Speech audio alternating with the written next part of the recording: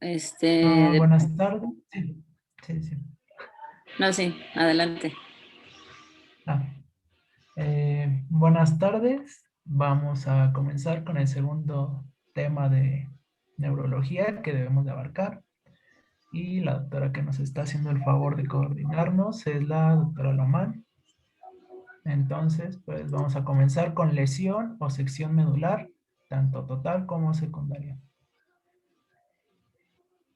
Mm, voy.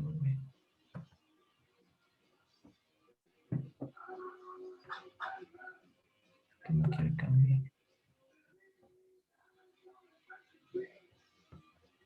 Ya. Bueno, vamos a comenzar con la definición como tal de lo que es la lesión medular, lo cual vamos a definir como un proceso patológico originado de la alteración tanto temporal como permanente de la función motora, sensitiva o autonómica de la médula espinal. Esto va a ser muy importante más adelante también para comprender la clínica, porque pues vamos a ver que se puede perder una, dos o hasta las tres funciones que ya mencioné y habitualmente se va a manifestar por debajo del nivel de la lesión.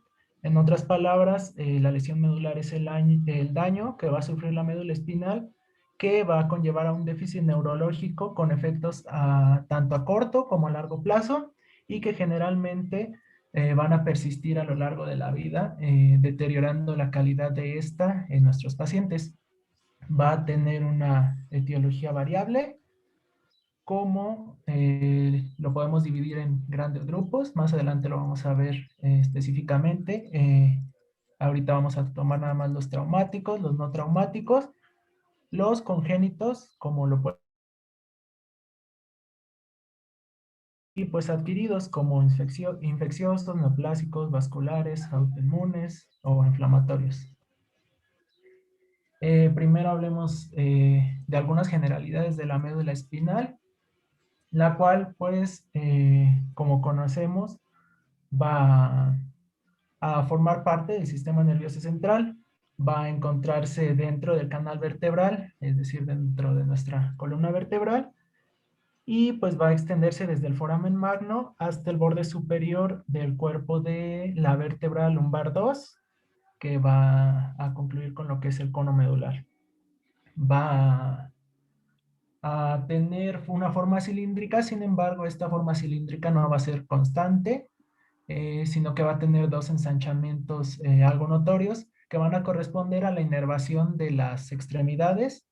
El ensanchamiento cervical que va de C5 a T1 va a corresponder a la inervación de los miembros superiores y el ensanchamiento lumbar que se extiende de L1 a S3 va a corresponder a las extremidades inferiores. Entonces también, pues como ya sabemos, tiene un aspecto blanquecino en su periferia y en su región central tiene una forma de H que va a estar formada por la sustancia gris y bueno, que va a estar cubierta periféricamente por la mielina de la sustancia blanca.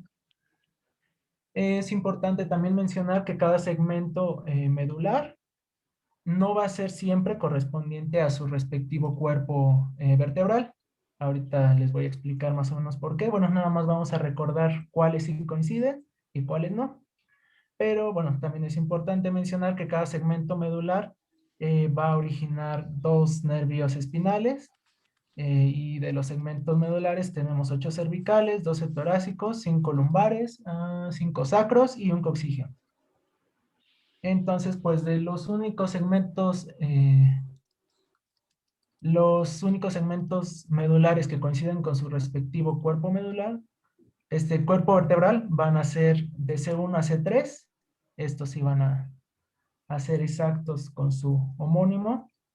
Y luego tenemos más o menos, bueno, es un estimado, no es como que esté exactamente así distribuido, pero pues nos ayuda a darnos una idea más adelante también para saber qué es lo que se va a ver afectado clínicamente dependiendo de dónde se encuentre la lesión. Tenemos que en los cuerpos, para saber qué segmento medular le corresponde a los cuerpos vertebrales de C4 a C7, podríamos nada más sumar uno, teniendo como ejemplo, por ejemplo, la vértebra C5. le va a corresponder el segmento C6. De T1 a T6 podemos sumar 2, es decir, la vértebra T2 le va a corresponder el segmento T4. De T7 a T9 podemos sumar 3, que nos quedaría, por ejemplo, que la vértebra T7 le corresponde el segmento medular T10. Y pues de aquí en adelante ya no nos sirve el truco de sumar, solamente pues tomar en cuenta que de T2 a T12 van a alojar los segmentos medulares lumbares, y de los cuerpos vertebrales L1 y L2 van a alojar todos los segmentos medulares sacros y el coxígeo.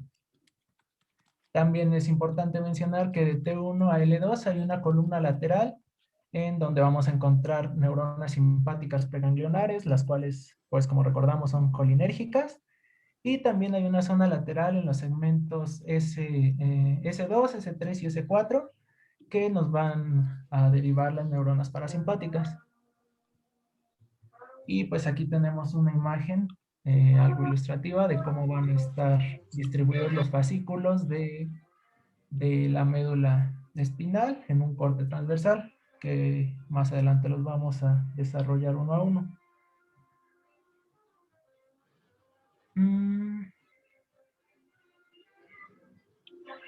Bueno, aquí tenemos una imagen un poco más realista que ya también nos van a indicar cuáles son las vías ascendentes y las vías descendentes. Las vías ascendentes están coloreadas con una tonalidad morada y las vías descendentes con una tonalidad verde. Recordar que las vías ascendentes son también conocidas como vías sensitivas, ya que van a transmitir los estímulos desde el exterior hacia nuestro sistema nervioso central para que puedan ser integrados, y las vías descendentes pues van a ser motoras, ya que van a ir desde nuestro sistema nervioso central hacia el exterior para pues dar una respuesta al estímulo que recibimos previamente. Y bueno, tenemos los fascículos ascendentes, entre los cuales vamos a encontrar al tracto espinotalámico lateral. Aquí lo tenemos, el cual se va a encargar de recibir señalizaciones de dolor y temperatura, y va a tener una organización somatotópica. También vamos a tener el tracto espinotalámico ventral, el cual está compuesto por neuronas de segundo orden y se va a encargar de recibir el tacto superficial. Luego vamos a tener lo que conocemos como los cordones posteriores, que son el fascículo gracilis y el cuneatus, los cuales pues se van a encargar de recibir señalizaciones como el tacto fino o la sinestesia. Y por último tenemos el tracto espinocerebeloso, tanto ventral como dorsal, el cual pues se va a encargar de transmitirnos la propiocepción. Y luego tenemos los fascículos descendentes, entre los cuales tenemos al tracto vestíbulo espinal, el cual se va a... Bueno, es importante aquí mencionar también porque nos va a servir más adelante para la clínica, que este va a descender sin cruzarse, sin decusarse por la médula oblonga, y pues nos va a servir para mantener el equilibrio y para dar, va a contribuir en la postura dando tonicidad a los músculos de la marcha extensora. Vamos a tener también el tracto retículo espinal medial, el cual también va a contribuir a la postura, pero aquí nos va a dar el tono de los músculos flexores. Luego vamos a tener el tracto corticoespinal, en el cual de aquí sí es un poco más importante rescatar algunos puntos, que debemos de tener claro que el 90% de las fibras piramidales o corticoespinales se van a decusar en el bulbo y van a descender en el fascículo corticoespinal lateral, y el resto pues va a descender sin cruzarse de manera directa, van a corresponder al fascículo corticoespinal anterior. Estos van a transmitir los impulsos voluntarios a las neuronas motoras del asta anterior. Entonces tenemos que el fascículo corticoespinal anterior se va a encargar del control de los músculos de una manera más proximal, es decir, hacia nuestro tronco, y los del fascículo corticoespinal lateral pues van a estar un poco más relacionados con el control muscular distal, como lo puede ser de las extremidades. Aquí pues también es importante mencionar que lo vamos a ver más adelante, pero va a estar un poco relacionado con la neurona motora superior. Y por último, de las vías descendentes, también tenemos al tracto cortico-rubroespinal, que va a contener también el núcleo rojo, el cual pues va a complementar también al control de los músculos para, para también que se vean expresados en una marcha correcta en el paciente, y pues al tener el núcleo rojo va a tener control de los movimientos voluntarios. Aquí tenemos otro esquema de cómo van las vías ascendentes y descendentes, teniendo en color rojo las vías ascendentes y en azul las vías descendentes que ya repasamos y las que nos van a ser más útiles a lo largo de la exposición. Hasta aquí, no sé si tengo algún comentario, doctora, o alguna duda. Bueno, sí es importante que para este tema, sí es importante que revisen sobre todo las vías más importantes, sobre todo las vías descendentes, la vía córtico-espinal, que se va a estar hablando de esta vía durante, pues básicamente toda la rotación, tanto en la rotación como en las clases. Entonces sí es importante que la revisen. Y dentro de las vías ascendentes, pues las más importantes es la espinotalámica, que da la sensibilidad superficial, y los cordones posteriores, que son cuneatos y gracilis. Serían los más importantes. Es importante también que vean, por ejemplo, que en cada uno de los fascículos va a tener una distribución somatotópica. Es decir, por ejemplo, si estuviera lesionado cordones posteriores y la lesión fuera extradural, pues esperaríamos primero que se afectaran regiones cervicales, dorsales, lumbares, antes que las regiones sacras, ¿no? Entonces a eso se refiere con una distribución somatotópica. Y prácticamente todas las estructuras del sistema nervioso central siguen una distribución somatotópica. Entonces es muy importante también conocerla en cada uno de los fascículos y en cada una de las estructuras del sistema nervioso central. ¿Hasta aquí alguna duda ustedes, chicos? No, doctora, gracias. Entonces, ¿avanza? Bueno, ya vamos a tener la etiología más específica, la cual pues lo vamos a dividir en 6.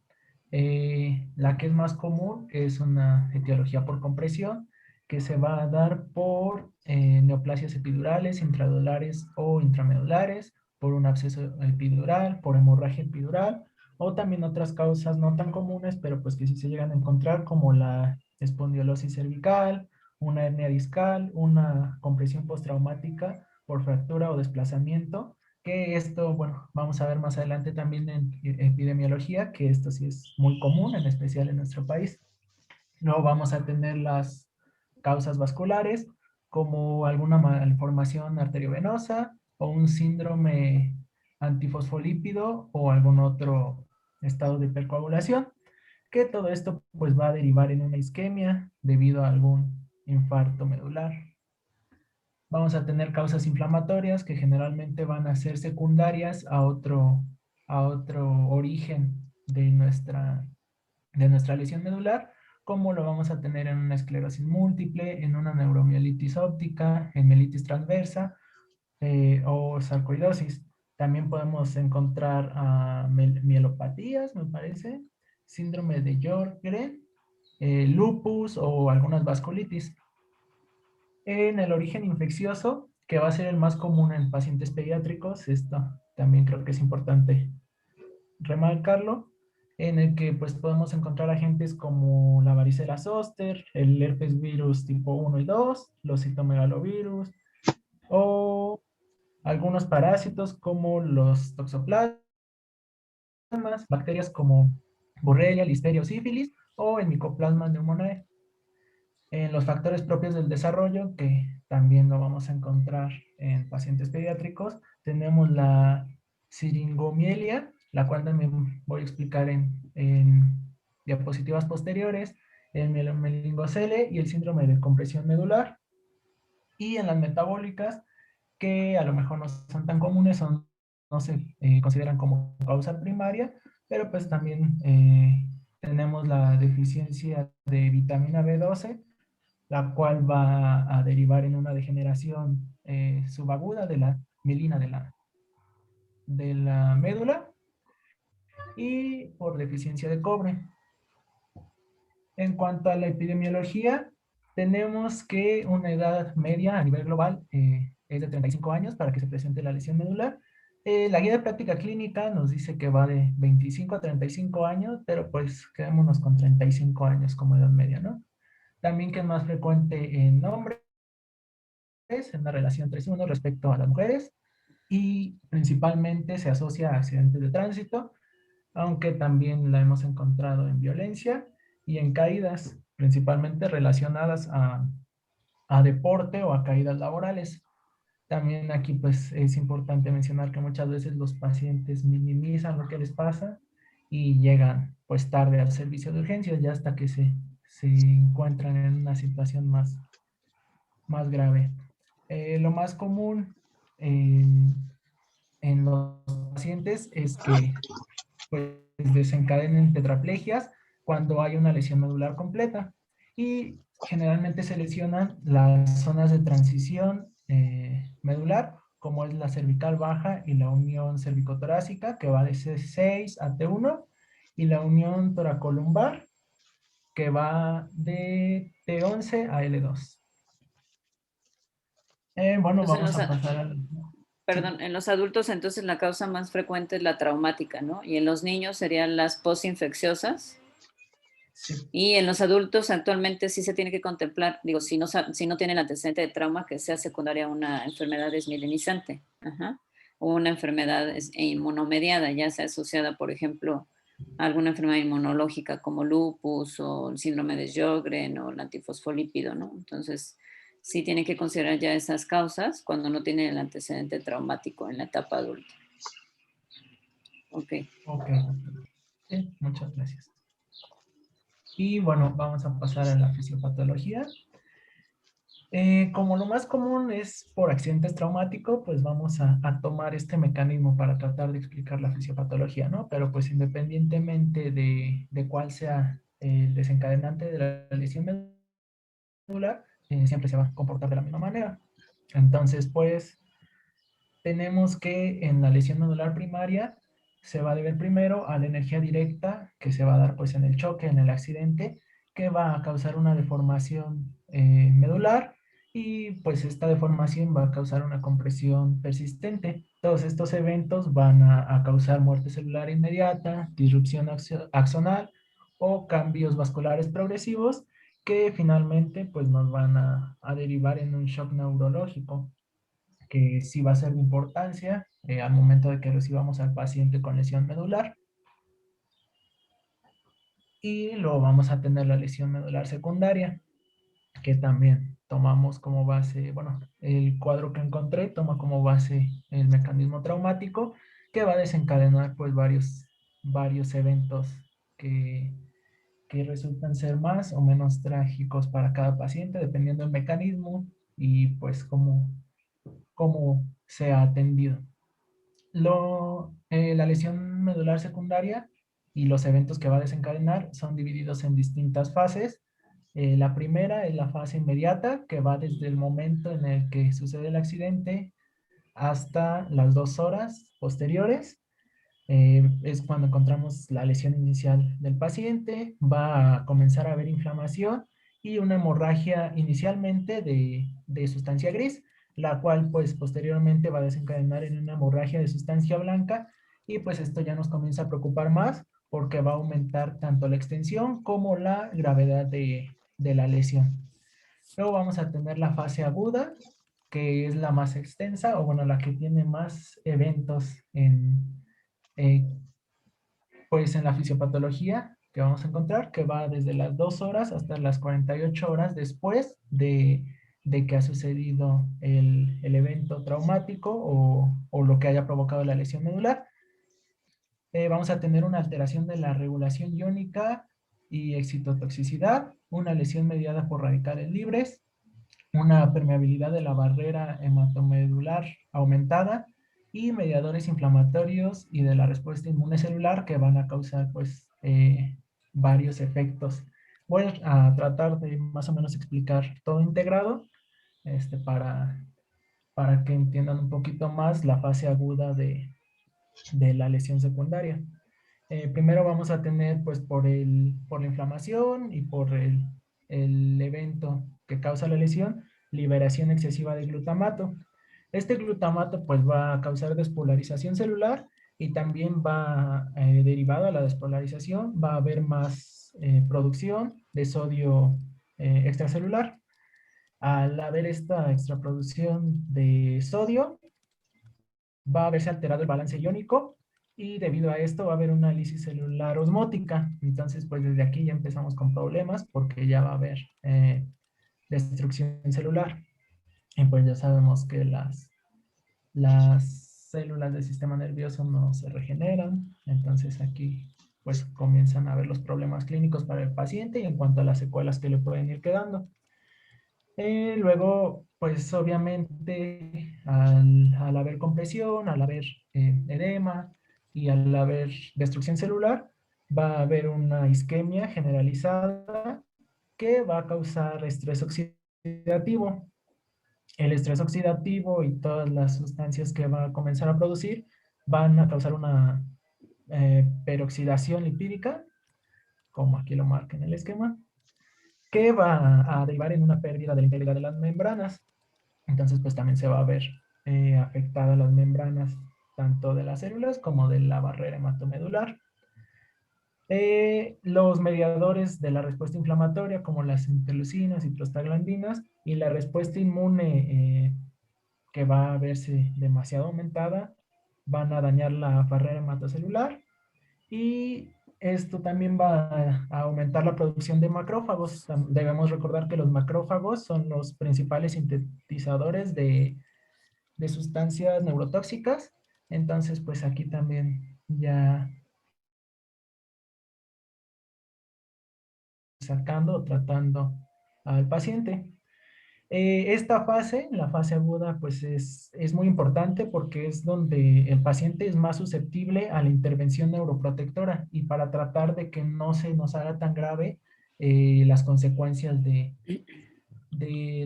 la lesión medular. Luego vamos a tener la fase subaguda, que va de los 2 días a las 2 semanas posterior al evento traumático o lo que haya desencadenado la lesión, en la cual pues va a haber un aumento de respuesta fagocitaria y también va a comenzar a haber una mayor producción de astrocitos para tratar de cicatrizar la lesión. Luego vamos a tener la fase intermedia, que va de las 2 semanas a los 6 meses posteriores a la lesión, en la cual pues ya va a estar madura la cicatriz astrocitaria, pero no va a tener una recuperación significativa, ni en cuanto a la cicatriz, ni clínicamente el paciente. Y por último tenemos la fase crónica, que es después de los 6 meses de tener la lesión, hasta el seguimiento a largo plazo que le debemos dar a nuestro paciente, en el cual pues ya va a estar bien establecida la lesión en cuanto a su ubicación y todo lo que haya desencadenado, así como las secuelas que va a dejar a largo plazo. Entonces, pues básicamente esto sería la fisiopatología de los dos mecanismos, tanto de lesión medular primaria como de secundaria. No sé si hay alguna duda o algún comentario de usted, doctor.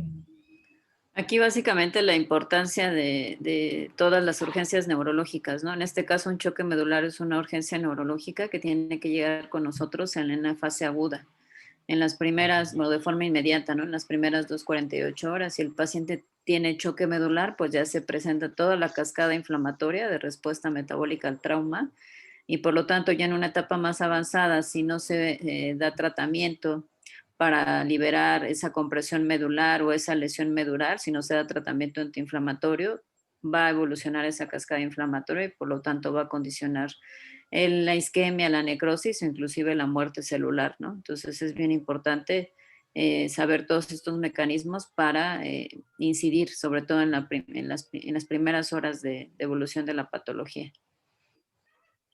¿Avanza? Sí, gracias, doctor.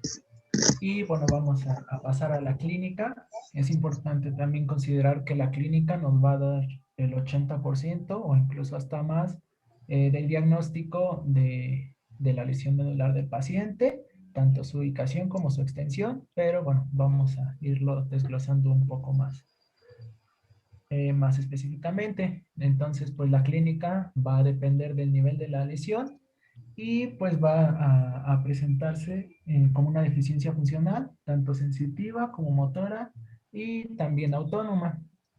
También lo que contábamos al inicio en la definición, puede ser que haya deficiencia de una, dos o incluso las tres ramas funcionales que podemos encontrar aquí clínicamente.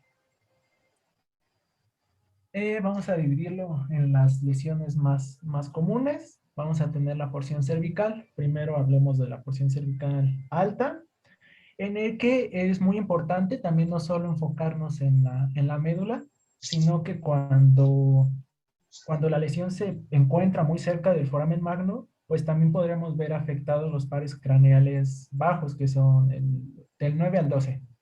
Entonces, pues esto lo podríamos tener en cuenta al momento de la exploración del paciente. Y si hay algún daño en la sustancia blanca ventrolateral, me parece, va a haber disfunción respiratoria, por lo que el paciente pudiera requerir apoyo mecánico ventilatorio. Entonces, no solo enfocarnos a la disfunción muscular o sensitiva que pueda presentar el paciente, sino cuando se tratan de lesiones cervicales, en especial altas, pues sí, sí es importante considerar otras afecciones que puedan estar adyacentes a ella. Cuando la lesión se presenta de C4 a C5, que también es de las más comunes, puede presentarse cuadraplegia o tetraplegia, dependiendo de qué tan extensa sea la lesión en el corte transversal de la médula. Luego vamos hacia la porción cervical baja, y también incluyamos la torácica alta, que va de C6 a T2, en la cual cuando se lesiona C5, C6, se pueden perder la potencia de los reflejos de los bíceps. Cuando se lesiona C7, puede haber debilidad en los dedos y muñecas en cuanto a los músculos extensores. Y cuando se lesiona C8, puede haber pues esta misma debilidad en dedos y muñecas, pero tratándose de músculos flexores. Entonces, bueno, aquí también en la porción cervical, cuando hay alguna lesión, podemos orientarnos si el paciente llega a presentar síndrome de Horner, que su triada clásica es miosis, tosis y hipohidrosis facial. Entonces, pues es importante también explorarlo. Luego, pues tenemos las lesiones a nivel de la porción torácica, que generalmente se presenta clínicamente como en la debilidad de las extremidades pélvicas. También todo va a depender de la extensión que tenga la lesión. Y también es muy común que haya alteración funcional tanto de la vejiga como de los intestinos. Entonces, pues ahí tenemos otro problema. Cuando se presenta también en la porción torácica, específicamente en T9 y T10, hay una parálisis muscular muy característica que solamente se da en la mitad inferior del abdomen, de los músculos abdominales, lo cual vamos a conocer esto que ilustra la imagen como signo de Vibor o de Vibor, no recuerdo cómo se pronuncia, pero pues también es muy característico en estos pacientes que tienen lesión de T9 o T10. Cuando hay una lesión en el epicono medular, el cual va de L5 a S1, podemos ver afección motora y sensitiva bilateral y distal de los miembros pélvicos. Lo más característico es que podemos encontrar pues un signo de Babinski, ¿no? Luego podemos encontrar lesión en el cono medular, el cual va de S2 a S4, eh, que clínicamente se refleja como una anestesia bilateral en silla de montar. No sé si la han escuchado. Bueno, sí es un poco común escuchar este tipo de anestesia. Y también se afecta la vejiga y el recto. Entonces, pues los pacientes tienen problemas de incontinencia. Y por último tenemos las lesiones en médula sacra, el cual pues clínicamente va a presentar el paciente lumbalgias o dolores radiculares y debilidad asimétrica de los miembros pélvicos. Como les comento, esto es lo más común, pero pues todo va a depender de qué fascículos se vean afectados a nivel medular. Y pues aquí tenemos un poco más la correlación clínica de las zonas en las que se puede ver afectada en la médula y cómo se vería reflejado clínicamente. Cuando se afecta la columna dorsal, vamos a ver vibración, posición, discriminación de dos puntos y el tacto profundo disminuidos o incluso pues abolidos de forma ipsolateral. Cuando se da en el tráctico corticoespinal, igual de manera ipsolateral, vamos a encontrar parálisis o paresia, espasticidad, hiperreflexia, clonus o signo de Babinski. En cuanto al tracto espinotalámico, vamos a encontrar de manera contralateral una disminución en la sensibilidad del dolor y de la temperatura. Cuando se afectan las neuronas motoras espinales, vamos a encontrar de manera ipsolateral parálisis, paresia, hipotonía, hiporreflexia o incluso arreflexia, fibrilaciones y atrofia muscular. Y cuando se ven afectadas las neuronas autonómicas, vamos a encontrar de manera ipsolateral miosis, tosis, anhidrosis o en oftalmo, que va a ser pues el síndrome de Horner que les comentaba, y también incontinencia tanto urinaria como intestinal. Y luego vamos a tener los signos motores. Estos también van a ser de mucha importancia para nuestra exploración física. Vamos a tener pues el más conocido de ellos, yo creo, que es el de neurona motora superior, que se va a presentar cuando hay una lesión del fascículo corticoespinal, que va a verse expresado como una parálisis o paresia del movimiento voluntario, como un aumento en la tonicidad muscular, es decir, espasticidad, como hiperreflexia, va a haber presencia de clonus y de signo de Babinski. Todo esto se va a presentar de manera ipsilateral y debajo del nivel de la lesión medular. Luego tenemos el signo de la neurona motora inferior, el cual se va a dar cuando se lesionan las células del asta anterior y lo vamos a ver reflejado como una parálisis o paresia del movimiento voluntario, hipotonía, hiporreflexia o arreflexia, fibrilaciones acompañadas de fasciculaciones o incluso las fasciculaciones sin fibrilaciones, atrofia muscular y también se va a presentar de manera ipsilateral, pero solamente en los miotomas inervados por las neuronas que fueron afectadas.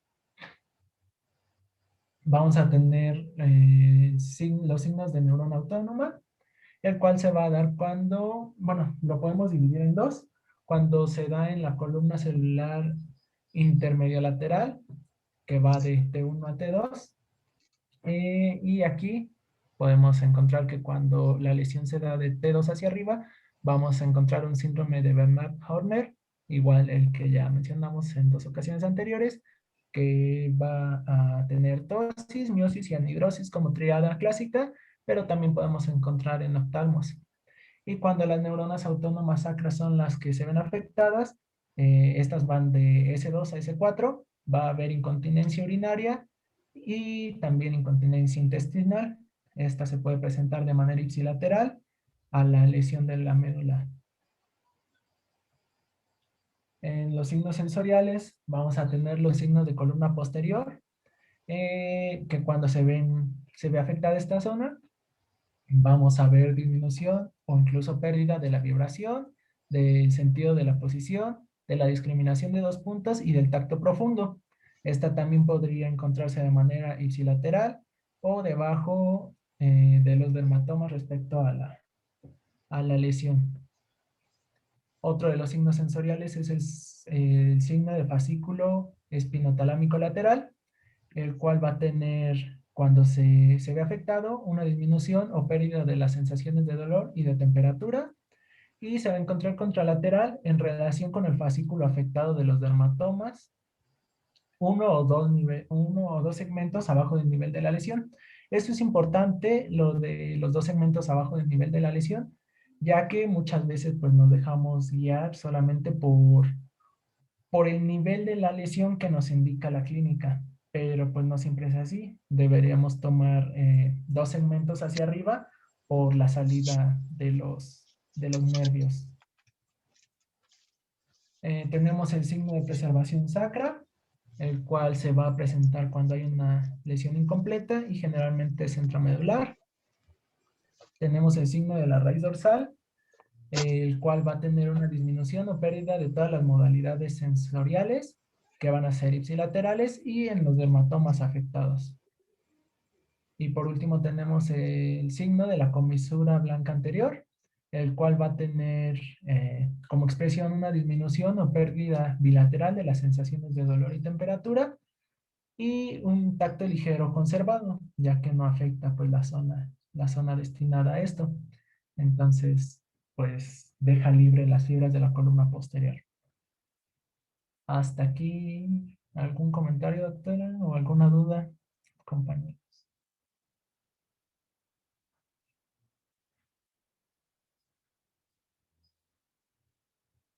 ¿Alguna duda, chicos? Creo que por ahorita no, amigo.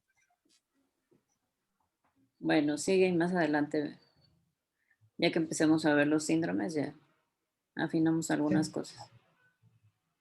Bueno, también vamos a tener esta tabla para la diferenciación de las lesiones intra y extramedulares. Cuando es importante, pues, identificar cuando la lesión es intramedular y, pues, descartar la extramedular, porque, pues, ya sería otro manejo que recibiría el paciente. Entonces, pues, cuando hay una lesión intramedular, es poco común que se encuentre dolor radicular o dolor vertebral, pero sí es común que se encuentre un dolor funicular. La neurona motora superior sí se presenta, pero pues tardíamente. Y la neurona motora inferior también se presenta de manera prominente y difusa. Entonces, pues aquí ya toma un poco más de importancia lo que comentamos anteriormente. Las parestesias van a tener una progresión descendente, es decir, van a ir de más a menos. Los esfínteres se van a ver involucrados al inicio de la lesión y los cambios tróficos van a ser comunes. En cambio, pues las lesiones extramedulares que a lo mejor no nos interesan tanto, sí van a tener comúnmente dolor radicular y vertebral, pero no tan comúnmente dolor funicular. Entonces, pues ahí tenemos la primera de nuestras diferencias más notables. Los signos de la neurona motora superior sí se van a presentar, al igual que en la intramedular, pero estos van a ser de manera, bueno, en un lapso temprano respecto a la aparición de la lesión. Y los signos de neurona motora inferior pudiera que se presentasen, pero no es lo usual. Entonces, pues también hay que quedarnos con esa idea. Las parestesias, al contrario de la lesión intramedular, van a ir de manera ascendente, es decir, de menos a más. Sí va a haber afección de esfínteres, pero de una manera tardía, no al momento. Y puede llegar a haber cambios tróficos, pero tampoco es lo más usual. Y aquí tenemos también el nivel anatómico de el epicono, el cono y la caudequina. Tenemos que cuando la lesión a nivel anatómico se presenta de S3 a S5 o incluso en C1, vamos a experimentar dolor espontáneo, bilateral y asimétrico, principalmente en la zona del periné y pélvica.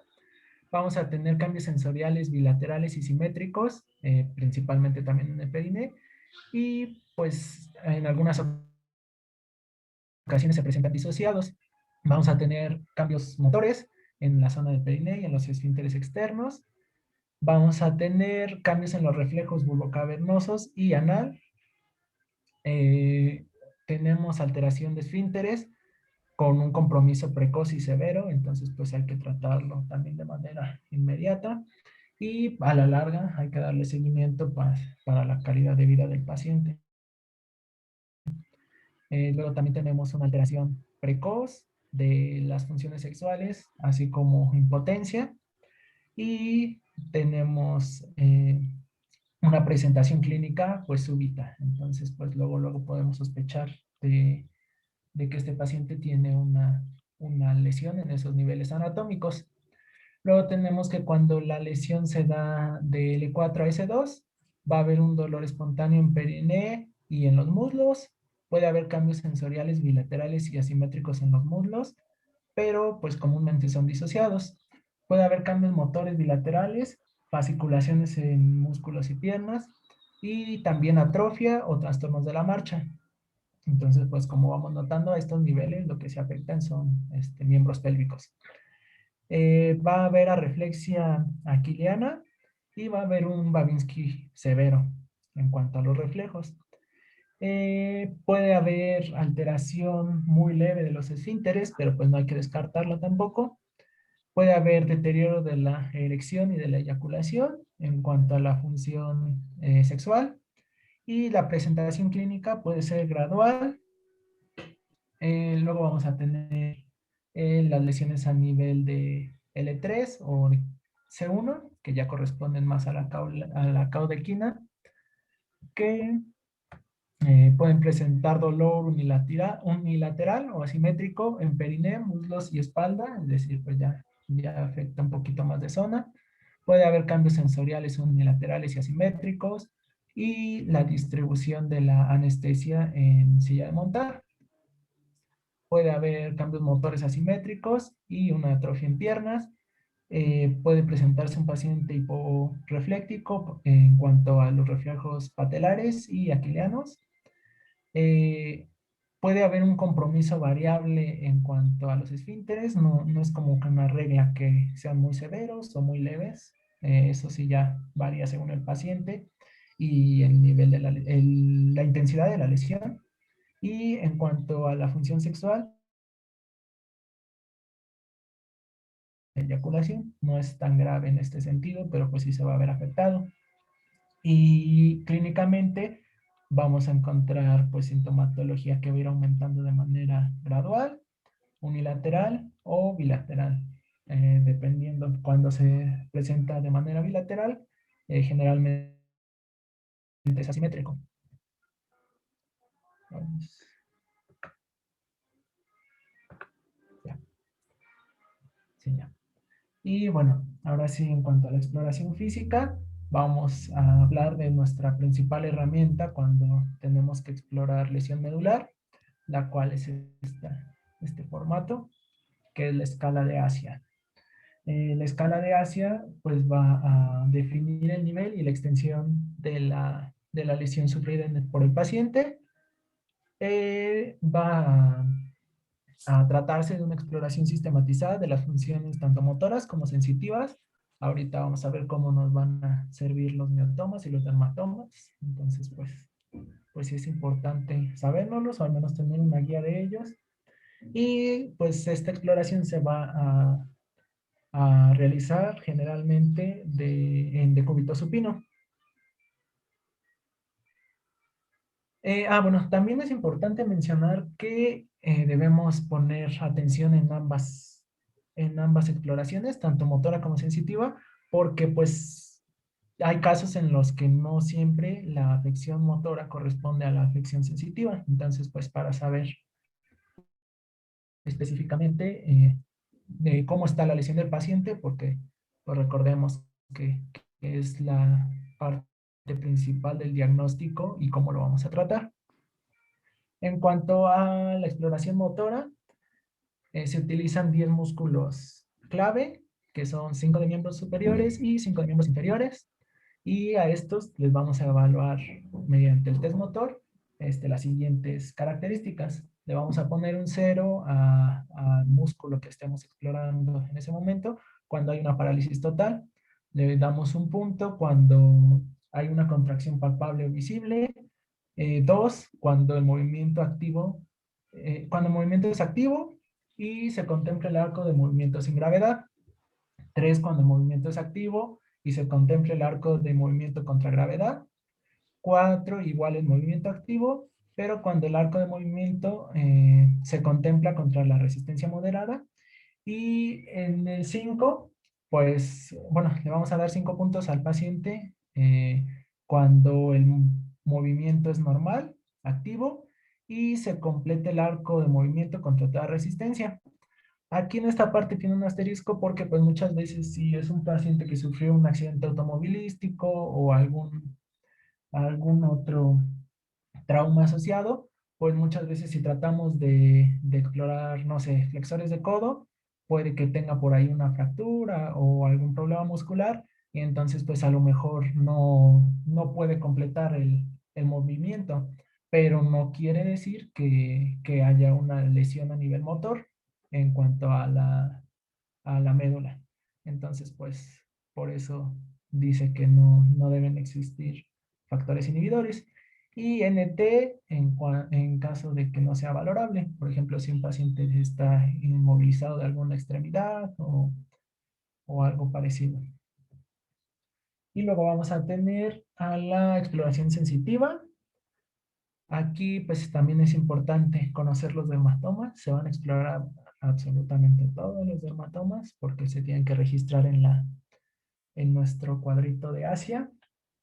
Y pues lo que se pregunta en el test sensitivo o lo que se tiene que llenar es 0 cuando hay anestesia, es decir, cuando el paciente pues, no tiene la sensibilidad en ese dermatoma. 1 cuando la sensibilidad está alterada y puede incluir hiperestesia. 2 cuando la sensibilidad es normal. Y NT cuando es no valorable. Aquí es importante también un punto que leí, que generalmente, bueno, no generalmente, los dermatomas S2 y S5, que aquí los marca, generalmente se unen y se exploran pues en uno solo, pero la importancia clínica aquí es que muchas veces pueden descartar lesión medular completa. Entonces, pues también no dejemos pasar el explorar estos dos dermatomas. Y bueno, ya cuando realizamos nuestra exploración, vamos a tener la escala, que pues es lo más objetivo que tenemos y lo que nos va a decir más o menos qué tan grave está nuestro paciente y cómo está distribuida su lesión. Eh, Decimos que es una lesión A cuando la lesión es completa, tanto sensitiva como motora. O en B, cuando la lesión es incompleta, sensitiva, pero completa motora. C, cuando la lesión es incompleta, sensitivo-motora, no funcional.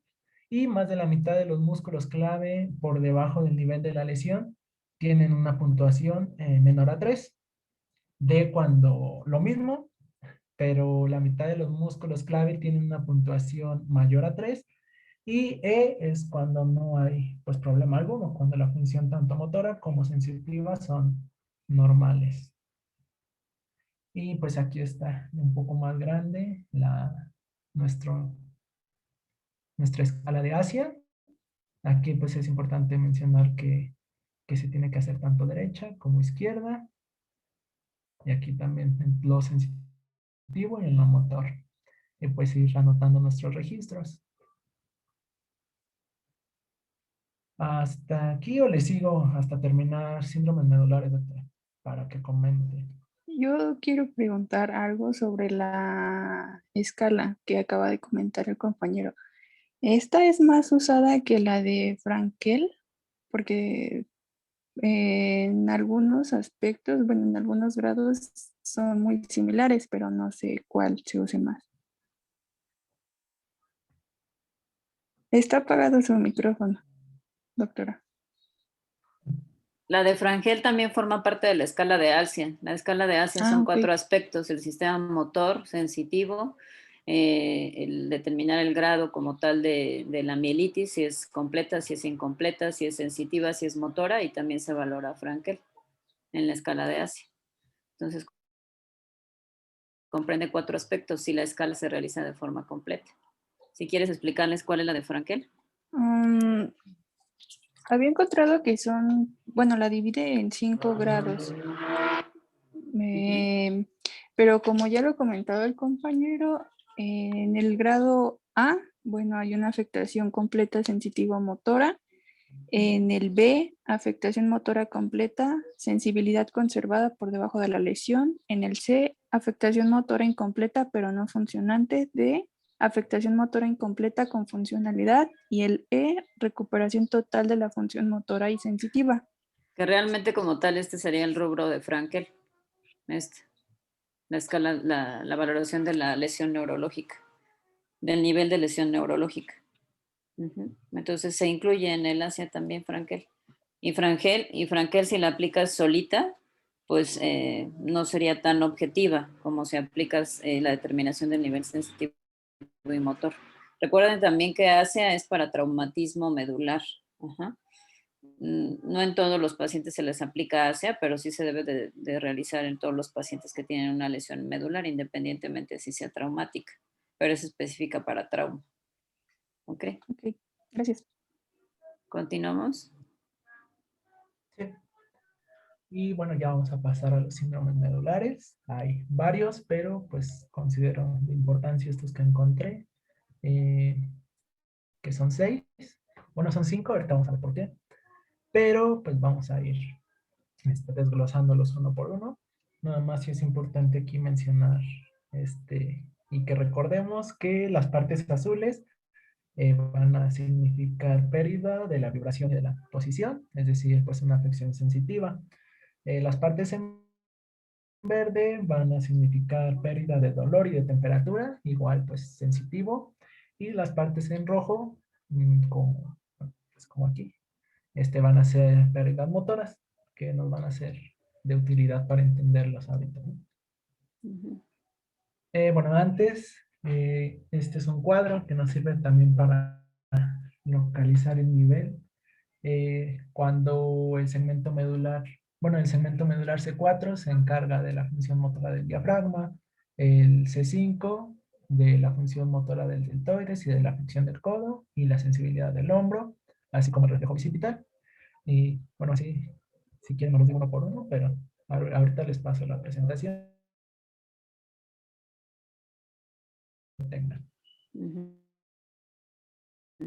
Y bueno, ahora sí, vamos a las lesiones. Primero tenemos la lesión nodular completa, es decir, en un corte transversal, todo va a estar afectado. Es la de las más comunes. Va a haber una afección global medular, es decir, todos los haces van a estar pues mal, van a estar afectados y pues se va a ver reflejado como una pérdida funcional tanto sensorial como motora por debajo del nivel de la lesión. Como ejemplo tenemos que cuando hay una tetraplegia alta es porque se lesiona de C1 a C4. Cuando hay una tetraplegia baja es cuando se lesiona de C5 a C8. Cuando hay una paraplegia es de bajo de T1. Bueno, tenemos, estos van a ser estudios neurofisiológicos que vamos a ver ahorita en diagnóstico. El P es potenciales evocados motores, que pues se relaciona con lo que les digo, ¿no? Si está en color rojo, iba a haber pérdida motora. Entonces, pues va a estar ausente todo lo motor y todas sus respuestas por debajo del nivel de la lesión. El PES va a ser los potenciales evocados somatosensoriales, que pues también van a ir relacionados a la vibración y a la posición, que son sensoriales, también se van a ver perdidos por debajo del nivel de la lesión. Y el QST, que es el análisis cuantitativo de sensibilidad, que también va a evaluar la presencia de dolor y de temperatura, es decir, también abarca sensibilidad, y pues debajo de la lesión también se va a ver una pérdida de este. Entonces, pues, bueno, y en el electromiograma va a haber denervación en los miotomas al nivel de la lesión, y pues aquí podemos ver el corte de la médula, que pues las líneas negras que está en diagonal es todo lo que está afectado. Entonces, pues es una lesión medular completa y pues aquí está todo afectado.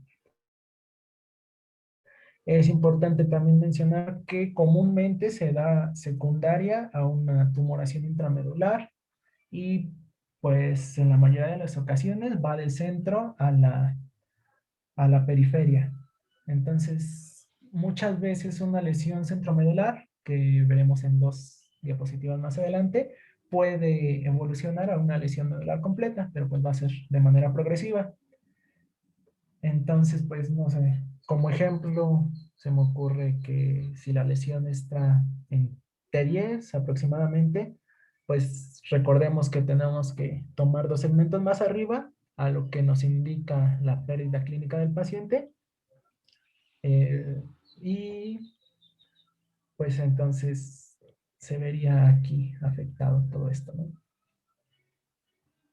En estas imágenes, Y perdón, en estas imágenes, o sea, PEM y QST, o sea, es nivel motor, nivel sensitivo, ¿no? O sea, tiene un motor, un nivel motor y un nivel sensitivo igual. Ajá, o sea, está en la misma localización los dos niveles. Y estos dos estudios que se realizan no son estudios neurofisiológicos, que como tú decías, la clínica es la que manda, ¿no? Entonces, solo este es nivel sensitivo y motor. ok, sí, doctor. ¿Avanza? Y, bueno, ya nada más para terminar. Entre más arriba completa, pues más grave es debido a la extensión de la lesión.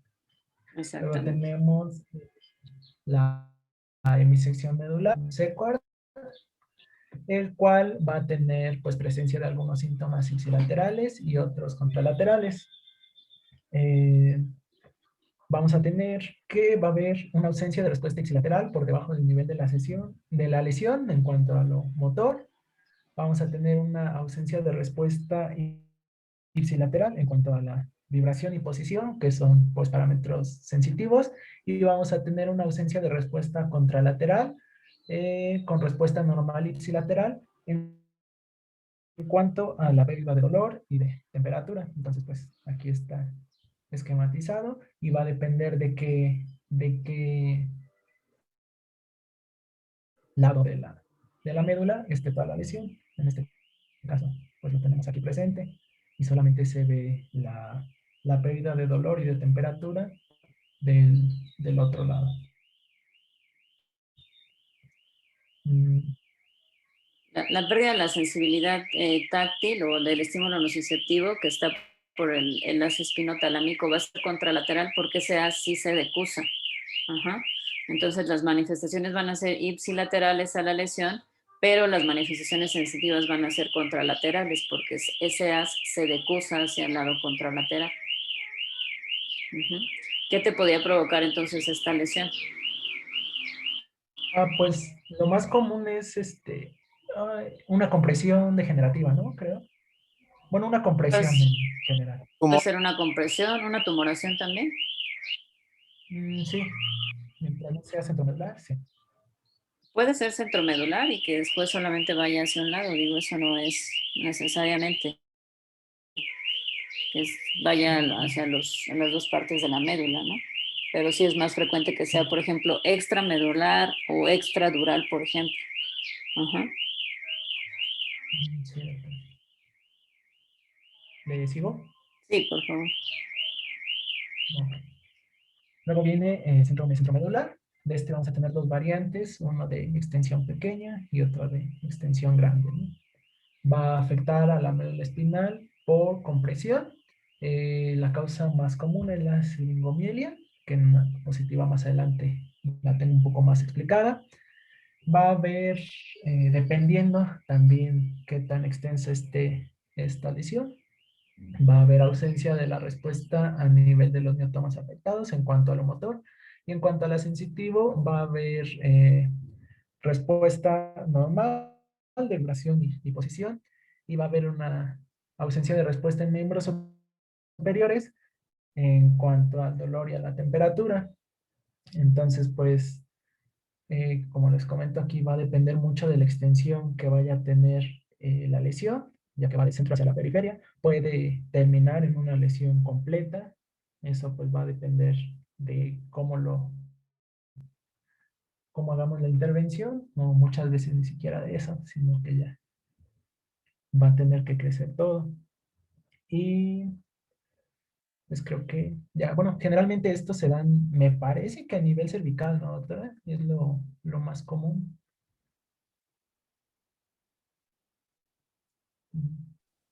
Tienes un micrófono apagado, creo. Se escucha mucho ruido. Lo más frecuente es que sea, que afecte, sobre todo las manifestaciones sean sensitivas, y la característica más importante del síndrome centromedular es un signo que se llama disociación termoalgésica. Entonces los pacientes, la primera manifestación que tienen es eso, hay disminución de la sensibilidad, puede haber o puede haber hipoestesia o inclusive puede haber hiperalgesia en las manos, o son pacientes que empiezan a tener quemaduras o disminución de la sensibilidad, sobre todo en las manos y a nivel del cuello. Entonces, y eso es por la principal causa, que ahorita la van a ver en la siguiente diapositiva. Ajá, entonces la principal característica es la disociación termoalgésica. No es tan frecuente que evolucione a un síndrome medular completo. Lo más característico es este patrón de solamente manifestaciones en miembros torácicos y en cuello. Si quieres, pon la imagen para que vean la principal causa. Bueno, esa es la siringomielia, que va a consistir en un quiste de agua que va a encontrarse dentro de la médula espinal, generalmente en la parte central. Se va a expandir y se va a alargar también progresivamente. Entonces, pues es importante detectarla a tiempo y va a destruir poco a poco el centro de la médula espinal, como les comento, del centro a la periferia. El quiste se llama siringe o siringi, creo que porque tiene forma de jeringa, no recuerdo bien. Y bueno, se puede asociar muchas veces a meningitis, a aracnoiditis, o puede ser congénito por un síndrome de médula anclada. Entonces, pues aquí vemos las imágenes, esta un poco más ilustrativa, y aquí pues ya con imagenología real.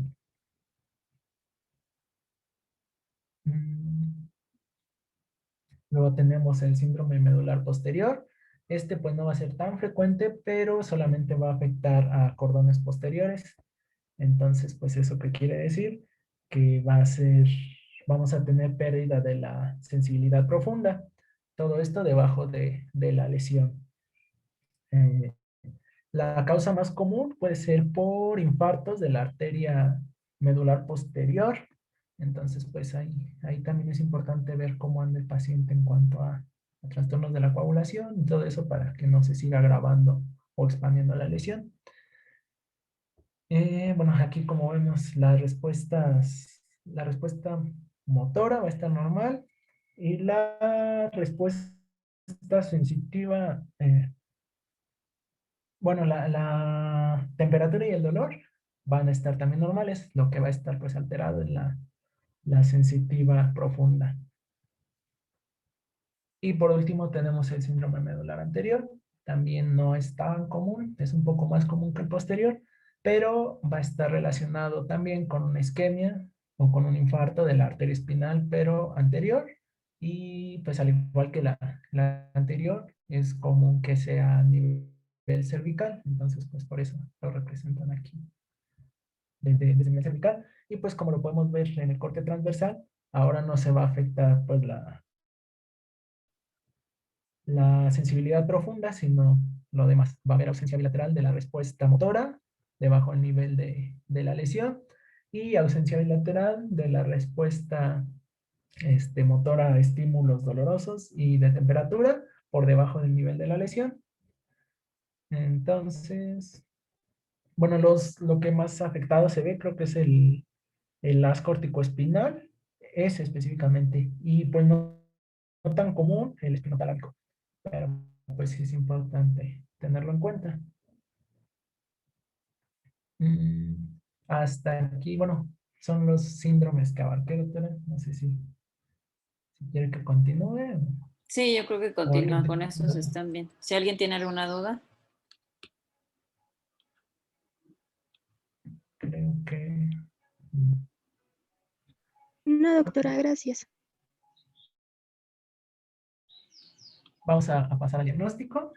Aquí pues les remarqué que la anamnesis y la exploración física es lo más importante. Nos va a dar, bueno, una exploración bien hecha nos va a dar el 80% o incluso un poquito más del diagnóstico para nuestro paciente.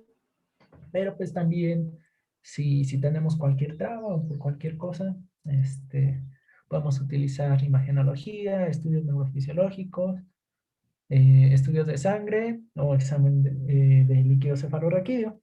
Aquí específicamente los estudios de sangre que nos podrían servir sería pues alguna proteína C reactiva, no sé, detectar leucocitosis, alteraciones en la coagulación y pues el estudio de sangre nos podría servir también mucho un perfil viral para pacientes pediátricos, porque pues recordemos que es la causa más común de lesión medular en ellos.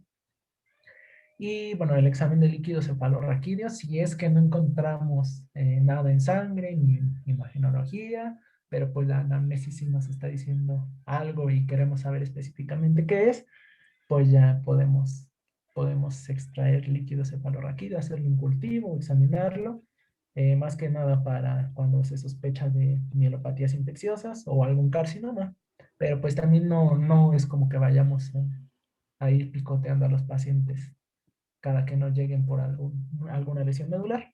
Esos ya son como que nuestras últimas opciones. En cuanto a la imagenología, les comento también no se va a usar prácticamente, pero cuando la lleguemos a utilizar, es principalmente en pacientes traumáticos o cuando hay sospecha de tumores. Vamos a utilizar tomografía o resonancia magnética cuando el paciente tiene un déficit neurológico y cuando tiene una lesión de columna torácica o toracolumbar, espasticidad de miembros pélvicos, presencia de reflejos patológicos o pérdida del tono del esfínter anal. Y podemos utilizar la radiografía, una como complemento del ataque o de la resonancia, lo que decidamos hacer. Bueno, yo leí que la tomografía o la resonancia pues nos van a servir igual, entonces pues sería indistinto cuál utilizar. Prácticamente el que tengamos a la mano nos podría ayudar, porque a fin de cuentas solamente es complementario. Y bueno, las radiografías solamente están indicadas cuando hay una lesión en columna cervical. Se indican la anteroposterior, la lateral y la de vista del odontoides en los pacientes que pues hayan tenido obviamente una lesión traumática. Y como les comentaba, va a ser nada más complemento al ataque o a la resonancia. Y debemos, esto es muy importante, si es que ya vamos a prescribir el estudio imagenológico, pues revisar las zonas críticas que vimos anteriormente, que va a ser la unión cervicotorácica o la unión toracolumbar, ya que ahí se presentan el 80% de las lesiones. En cuanto a los estudios neurofisiológicos, bueno, pero la doctora ya nos dijo que no son estudios neurofisiológicos. Vamos a tener los potenciales evocados somatosensoriales o PES, que ya vimos mucho con anterioridad, los cuales van a valorar la vía sensitiva en todo su trayecto, desde el sitio de estimulación de un nervio periférico hacia el sitio de la captación. Entonces, pues, generalmente vamos a valorar aquí cordones posteriores y pues los generadores de señales, de estas señales que se alcanzan a ver, son un generador periférico, que es donde se está transmitiendo el impulso, es decir, el nervio periférico, el medular y el cortical. Entonces, pues debemos hacerlo comparativo izquierdo-derecho y si no se ve alguna de las ondas, es porque ahí nos indica que hay una lesión, porque pues ahí se corta la vía, ¿no? Entonces, pues, por ejemplo, si ya no hay una onda a nivel cortical, a nivel medular, perdón, pues es ahí donde tenemos la lesión, pero pues también no la vamos a utilizar mucho. Los potenciales evocados motores, o P, van a ser una técnica en la que un estimulador magnético induce una corriente eléctrica cerebral que va a obtener un potencial motor desde los músculos diana. Estos pues solamente van a ser más específicos, van a evaluar un nervio y un grupo muscular. También vamos a tener el análisis cualitativo de la sensibilidad o QST, el cual va a utilizar estímulos térmicos. Y, ¿qué más? Tenemos la electromiografía y la neurografía, que a lo mejor son los que más conocemos y a los que podríamos tener más acceso, pero pues son los que, si los anteriores no se utilizaban, pues mucho menos para diagnosticar una lesión medular. Y ya por último, tratamiento. ¿Hasta aquí alguna duda respecto al diagnóstico? No sé. Si quieres termina el tratamiento y ahorita ya afinamos Bueno. algunas cosas. Cierto. Y bueno, el tratamiento. El tratamiento, pues comúnmente siempre va enfocado al traumatismo, ¿no? Pero pues no debemos descartar las demás causas. Generalmente los pacientes llegan a los servicios de urgencias, pero pues debemos, para evitar lesiones adicionales, para mantener oxigenación o perfusión adecuada, es pues importante que desde que llamamos al servicio de urgencias, a la ambulancia, o en cuanto vemos al paciente, pues tener ese accidente que le genere el trauma y la lesión medular, seguir el protocolo de apoyo vital avanzado en trauma, más que nada como prevención de otras cosas, ¿no? Se deben descartar lesiones acompañantes que comprometan la vida y pues si no se encuentran ya nos vamos de lleno a tratar la lesión medular. Cuando hay una lesión medular confirmada, debemos inmovilizar al paciente hasta que pues, el neurólogo o quien lo vaya a tratar nos indique un tratamiento definitivo. Entonces, pues lo primero que debemos hacer es resolver el shock neurogénico. ¿Cómo lo vamos a hacer? Vamos a utilizar 3 distintas cosas, ¿no? Primero va a ser prevenir o tratar la hipotensión. Vamos a tratar de mantener una presión arterial media de 85 milímetros de mercurio, al menos por 7 días, en lo que está pues, el paciente en observación. Esto lo vamos a lograr mediante terapia de fluidos y constrictores. Debemos pues excluir otras lesiones, aunque en teoría ya debimos haberlo hecho. Pero bueno, neumotórax que pues no nos permita mantener esta presión arterial media adecuada. Lo otro que nos indica la guía de práctica clínica es que debemos reconocer y tratar también el shock neurogénico, que va a ser secundario a la denervación simpática, principalmente cuando las lesiones se dan de T1 a T4. Debemos monitorizar y tratar la bradicardia sintomática mediante vasopresores como dopamina, norepinefrina y epinefrina. Entonces, pues ese es el segundo de nuestros puntos, principalmente en un servicio de urgencia, ¿no? Porque pues, los pacientes sí llegan graves. Y por último, debemos monitorizar y regular la temperatura, principalmente cuando las lesiones son arriba de T6, es cuando se presentan temperaturas muy elevadas. No hay evidencia de algún fármaco neuroprotector, ni siquiera de los corticoides. Antes en artículos muy viejos sí venía que se utilizaban corticoides, pero pues en los actuales ya están totalmente descartados, aunque muchos médicos pues todavía lo siguen utilizando. Si es que ya están poniéndole corticoides, pues bueno, generalmente lo que se utiliza es la metilprednisolona, a veces sirve, a veces no, pero bueno, si es que ya se le están poniendo, no se lo podemos quitar de golpe, a menos que el paciente ya esté en condiciones neurológicas normales o que sus síntomas neurológicos estén resueltos. Se lo vamos a retirar más que nada pues para prevenir los efectos colaterales de los corticoides que ya conocemos. Y pues el tratamiento específico dependiendo del nivel de la lesión. Entonces aquí también va a ser la importancia ver el nivel de la lesión, cómo está afectando y pues cómo lo vamos a resolver, ¿no? Principalmente la disfunción vesical. En cuanto a la espasticidad del detrusor, lo podemos resolver con anticolinérgicos como oxibutinina o antidepresivos tricíclicos como la imipramina. Y la disinergia urinaria la podemos tratar con hidrocloruro de terazocina, que es un bloqueador adrenérgico alfa, y pues apoyarlo con un sondeo vesical.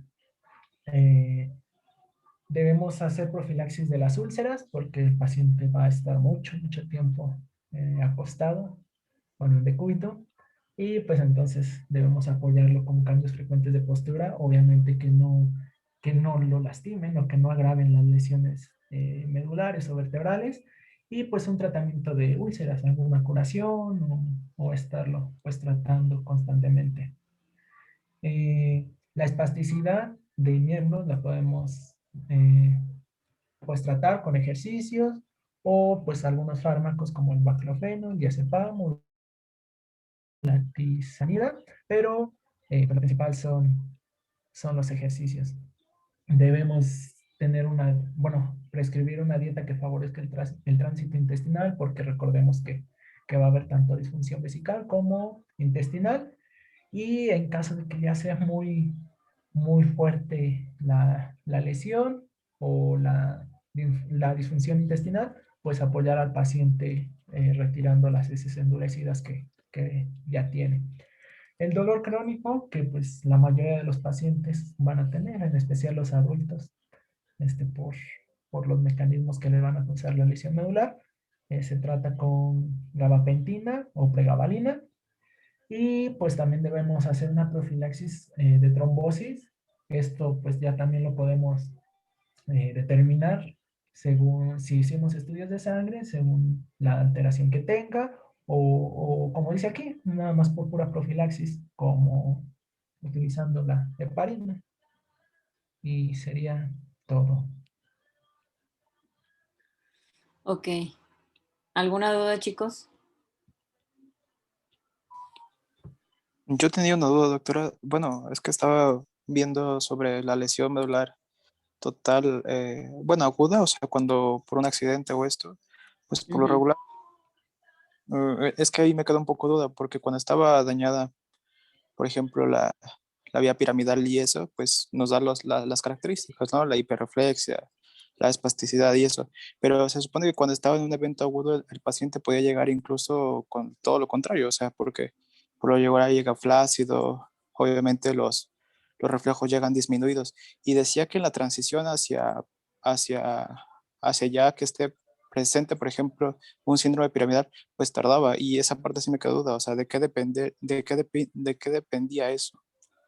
Depende del tiempo de evolución. Si tu paciente lo valoras en las 2 primeras semanas de evolución, que es cuando no se han dado los datos de liberación piramidal, va a tener debilidad, va a tener, pues sí, disminución de la fuerza. Los reflejos podrían estar un poco disminuidos, pero no abolidos por completo.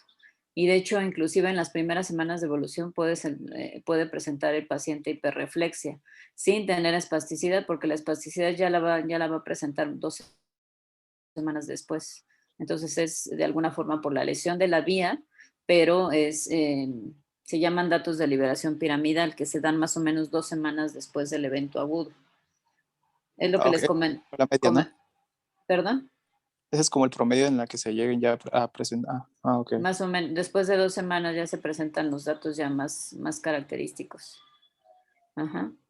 Ok. Ahora, digo, hablar de choque medular y hablar de lesión medular o inclusive de mielitis nada más, sí son temas un poquito diferentes, pero bueno, aquí en esta clase tenemos que abarcar todos los temas, ¿no? Va a depender mucho de la edad del paciente, va a depender mucho de la etiología probable. Le digo, en los adultos es mucho más frecuente que sea secundaria a algo traumático o algo tumoral o inclusive desmielinizante. Ajá. Entonces, la historia clínica nos va a ayudar bastante si es el primer cuadro de mielitis, si es un único evento que ha presentado, si tiene factores de riesgo neuroinmunológicos o si definitivamente es una inflamación medular secundaria a algún proceso infeccioso o algún trauma, ¿no? Que es totalmente diferente el tratamiento. Entonces aquí lo importante es que se haga una historia clínica completa y una revisión neurológica completa, la cual nos va a ayudar a determinar tanto el nivel sensitivo como motor. Cuando nosotros pedimos un estudio de imagen, tenemos que especificarle al médico, al radiólogo, a qué nivel necesitamos el estudio de neuroimagen.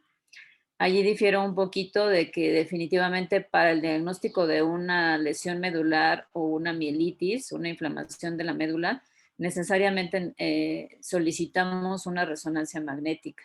Uno, para ver si la lesión es intramedular, es extramedular, es extradural, ajá, y para ver las características de la lesión, o simplemente es una inflamación medular homogénea, ¿no? Entonces, sí nos ayuda para el diagnóstico bastante la resonancia magnética.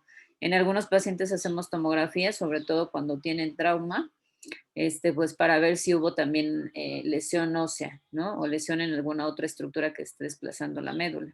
¿Puedes poner tantito tu presentación? Donde venían los estudios de imagen. Sí, doctora, sí, sí.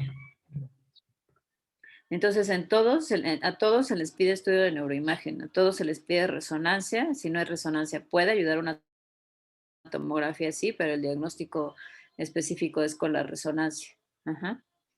Y es muy importante que se aprendan los principales niveles dermatomales, porque en base a eso también pueden estadificar en qué nivel motor y sensitivo está su paciente.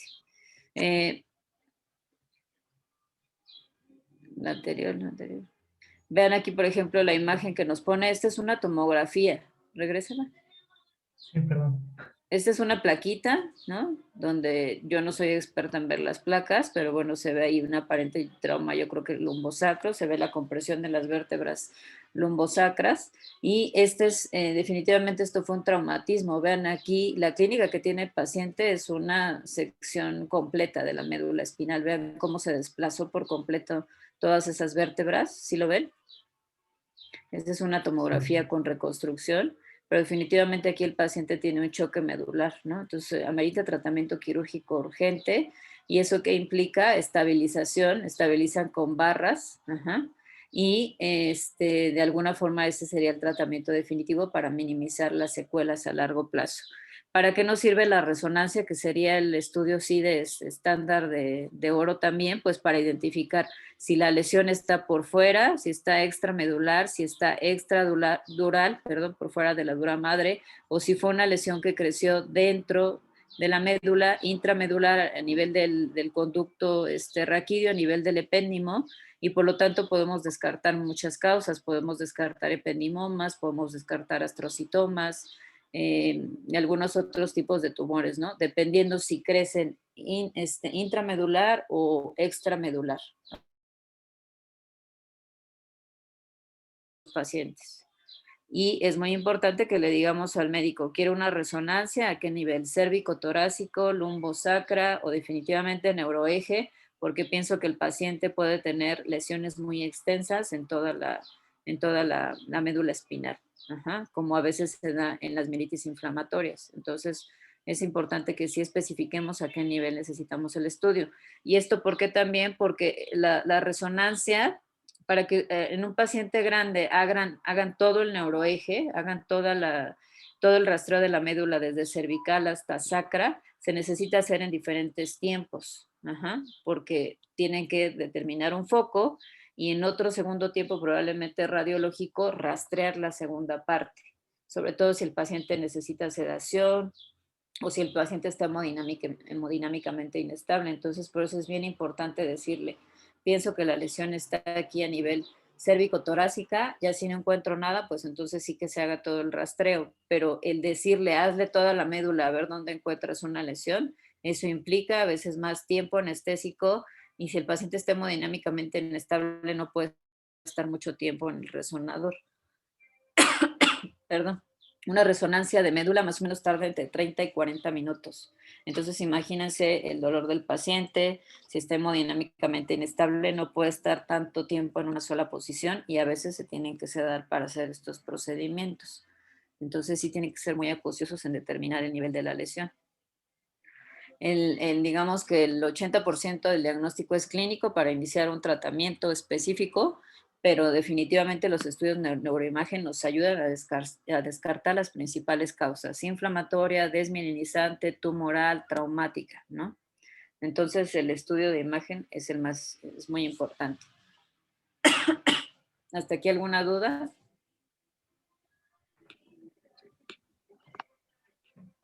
No, doctora. No, doctora. Le digo, es un tema bastante amplio, pero como casi todos los temas que vamos a ver son urgencias neurológicas, entonces es importante que sean acuciosos en revisar a los pacientes y que aprendan sobre todo la exploración de la sensibilidad. La exploración de la sensibilidad es muy tardada, nos tardamos bastante, y más si son niños, porque a veces no cooperan. Entonces a veces tiene que hacer en diferentes tiempos. Ajá. Entonces, si no hay ninguna duda, yo creo que ahorita vamos a dejarlo aquí. Ya si tuvieron alguna duda adicional o algo que quiera que complementamos, ya que los vaya viendo en la rotación, pueden irme platicando o mandarme algún mensaje si necesitan algún apoyo extra. ¿Ok, chicos? Sí, Sí, doctora, doctora, muchas muchas gracias. gracias. Gracias, doctor. Bueno, felicitamos a su compañero. Me pareció que la preparó muy bien su exposición. Y bueno, muchas gracias.